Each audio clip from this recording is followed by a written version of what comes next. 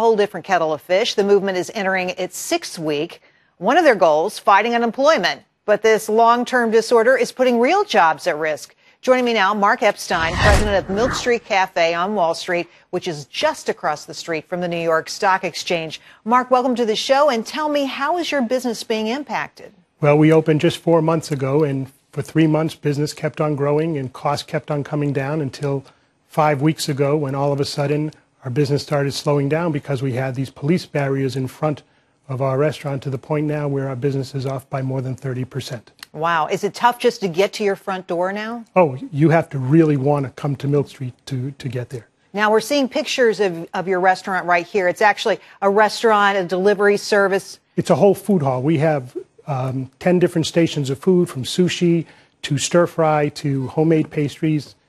All right. So tell me, you relate this directly to the Occupy Wall Street movement. You say the fact that they're there and the barriers are there, that's keeping people from coming into your store. Have you complained to the police? I mean, what are you doing to change things? Well, we've tried to speak to the officials, to the police department. I think everybody has to understand the consequences of their actions. I mean, if everybody wants jobs, I mean, we just created 100 new jobs and they are at risk now.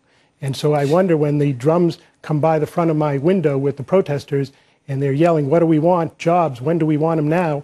I've got 100 people whose jobs are at risk. On the line. Right on the line. Because of them. Yes. Oh, that's unbelievable. Just and frustrating.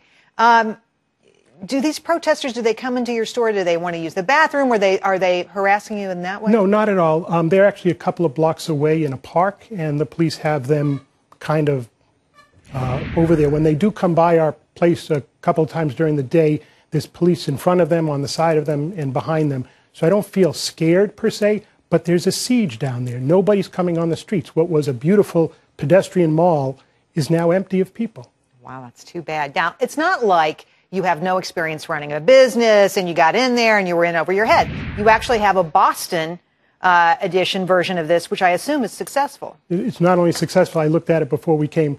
We have 130 catering orders going out tomorrow in Boston. We're trying to do that here, but it's really hard to get orders out. But if people call up or look online, they can order food from us. And more than anything, we want people to come down to our food hall and enjoy the food.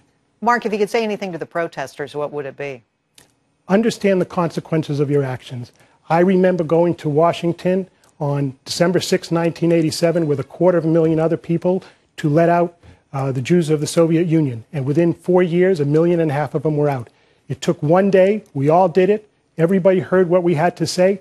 I think if you have a position and if you want to get your word out, that's fine. I don't understand the point here, and I'm just saying, of camping out and staying for months. Exactly. But maybe their position has merit. But right now we're having to decide whether to stay open or not. Wow.